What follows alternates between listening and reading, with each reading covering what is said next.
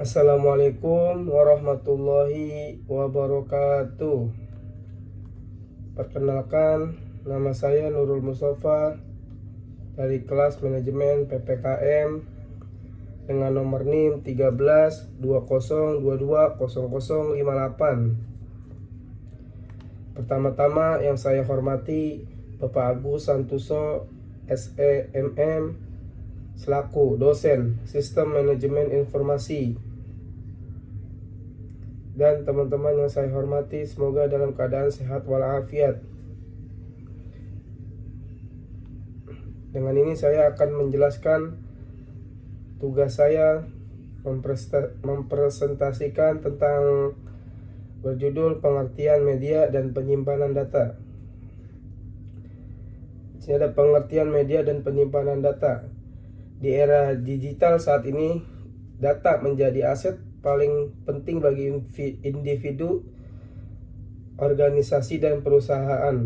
Aktivitas sehari-hari seperti bekerja, belajar, berkomunikasi, hingga bertransaksi semuanya melibatkan data dan dalam jumlah besar. Oleh karena itu, diperlukan media yang untuk menyimpan dan mengolah data tersebut. Media penyimpanan tidak hanya berfungsi untuk menyimpan data, tetapi juga menentukan kecepatan akses, keamanan, dan keefisien pengolahan informasi. Pemahaman yang baik tentang berbagai jenis media penyimpanan sangat penting agar pengguna dapat memilih solusi yang tepat sesuai dengan kebutuhan dan kondisi yang ada. Media penyimpanan data. Media penyimpanan data adalah perangkat atau komponen yang digunakan untuk menyimpan informasi atau data dalam bentuk digital agar dapat diakses, digunakan, atau dipindahkan di kemudian hari. Definisi media penyimpanan data. Media penyimpanan data merupakan bagian penting dalam sistem komputer yang berfungsi sebagai tempat untuk menyimpan file, program, dokumen, video, gambar, dan berbagai jenis data digital lainnya, baik untuk sementara waktu digunakan maupun permanen atau jangka panjang. Peran dalam kehidupan sehari-hari dan di dunia teknologi. Individu menyimpan foto, video, dokumen penting, aplikasi, dan catatan pribadi. Pendidikan, media pembelajaran digital, penyimpanan tugas dan materi. Data perusahaan, menyimpan data pelanggan, laporan keuangan, sistem operasional. Data pemerintah, menyimpan data kependudukan, arsip negara, dan informasi publik. Dunia teknologi, menjadi dasar infrastruktur dalam sistem cloud, big data, kecerdasan buatan, dan Internet of Things. Sini ada klasifikasi media penyimpanan. Media penyimpanan dapat diklasifikasikan berdasarkan dua aspek utama. Satu, berdasarkan sifat penyimpanan. Itu pertama, A, permanen, non-volatile storage. Media yang tetap menyimpan data meskipun perangkat dimatikan, cocok untuk menyimpan jangka panjang. Ini ada 3, hard disk drive, solid state drive, optical disk. B, ada sementara, volatile storage. Media yang hanya menyimpan data selama perangkat menyala, saat dimatikan data akan hilang. Ada RAM, random access memory. Berfungsi menyimpan data sementara saat aplikasi dijalankan, kecepatan hanya sangat tinggi, tetapi tidak menyimpan data secara permanen. 2. Berdasarkan teknologi penyimpanan. A, magnetic, media yang menyimpan data dengan mengatur medan magnet di permukaan piringan atau pita. Contoh ada hard disk drive, floppy disk, magnetic tape. Kelebihan, kapasitas besar, harga murah. Kekurangan, lebih lambat dibanding SSD, rentan terhadap guncangan. 2 ada B, optik, media yang membaca dan menulis data menggunakan sinar laser. Contoh CD, DVD, Blu-ray, disk. Kelebihannya cocok untuk distribusi data seperti musik dan film, dan tidak mudah dirusak oleh magnet. Ada kekurangannya, yaitu kapasitas terbatas, kecepatan baca atau tulis rendah. Tidak ada electronic flash memory. Media berbasis chip elektronik untuk menyimpan data secara digital tanpa bagian yang bergerak. Contoh SSD, flash disk, USB drive, memory card, SD card. Kelebihannya kecepatan tinggi, tahan guncangan, ukuran kecil. Di sini ada kekurangannya, harga per GB relatif lebih mahal dibanding media magnetik. Jenis-jenis media penyimpanan. Penyimpanan primer. Penyimpanan primer adalah media penyimpanan yang langsung diakses oleh CPU saat komputer sedang beroperasi, biasanya bersifat sementara. Dua, penyimpanan sekunder.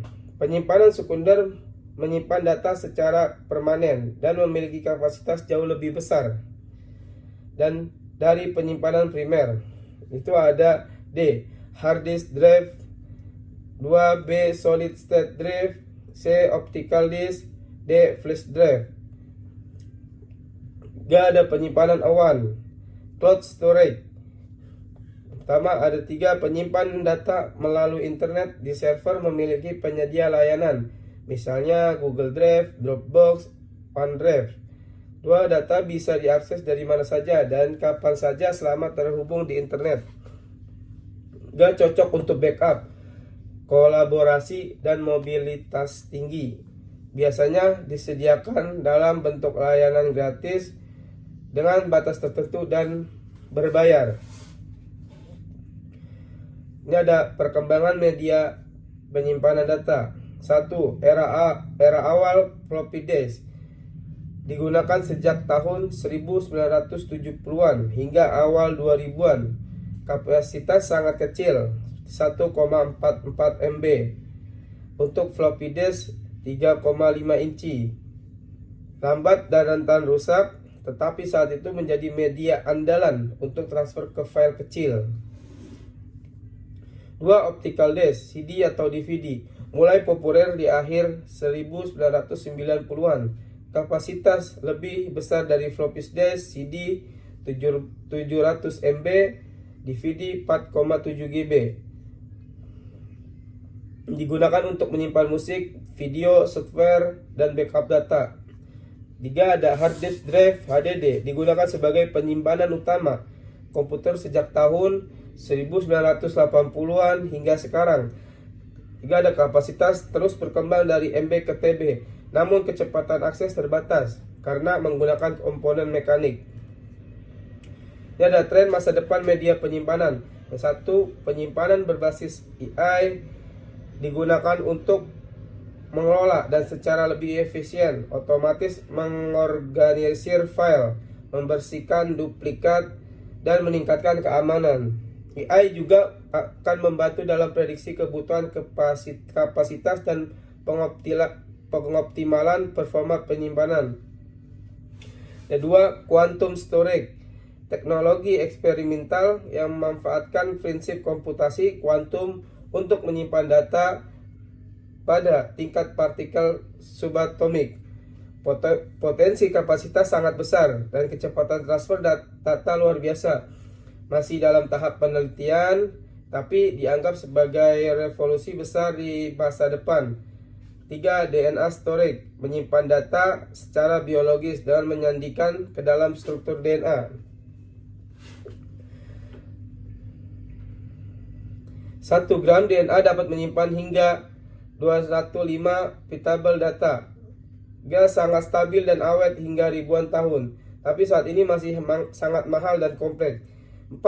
Neuromorphic storage. Pertama, ada sistem penyimpanan yang meniru cara kerja otak manusia dalam penyimpan dan mengingat informasi. Potensi besar untuk berangkat pintar dalam sistem AI yang lebih adaptif. Ini ada keamanan dan pemeliharaan data. Keamanan dan pemeliharaan data adalah upaya untuk melindungi data digital dari kerusakan, kehilangan, pencurian, atau akses tidak sah. Secara memastikan data tetap tersedia dapat digunakan dengan baik dalam dunia yang semakin digital. Menjaga data menjadi sangat penting, baik untuk individu maupun organisasi. Dan risiko kehilangan data, beberapa penyebab umum kehilangan data antara lain kesalahan manusia, misalnya file terhapus tidak sengaja. 2. Kerusakan perangkat keras seperti HDD rusak. 3. Serangan cyber, virus, malware, ransomware. 4. Bencana alam dan banjir kebakaran. Ada juga kegagalan sistem atau listrik.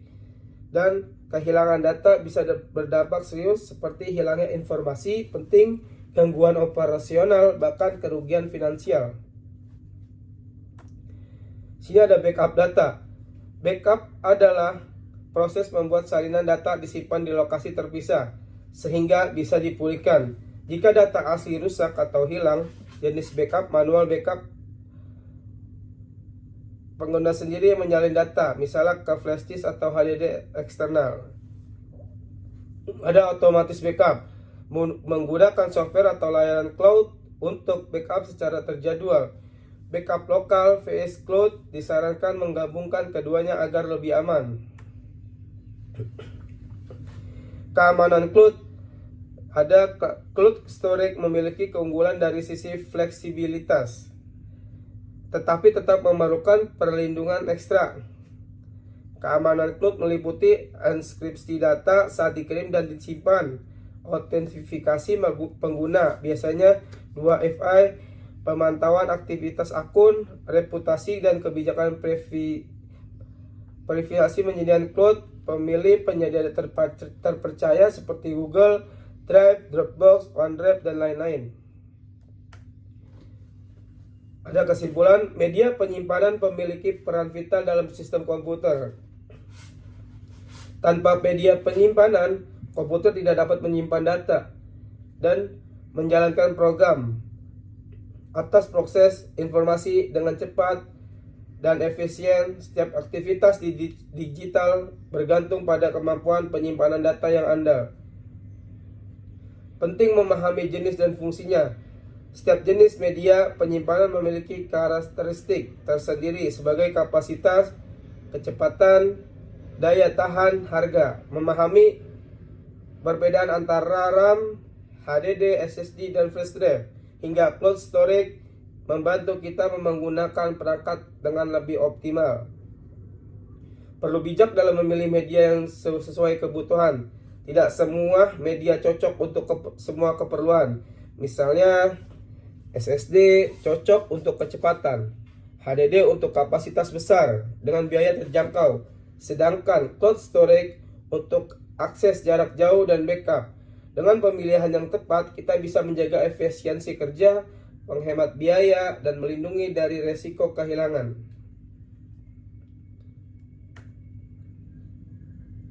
Terima kasih.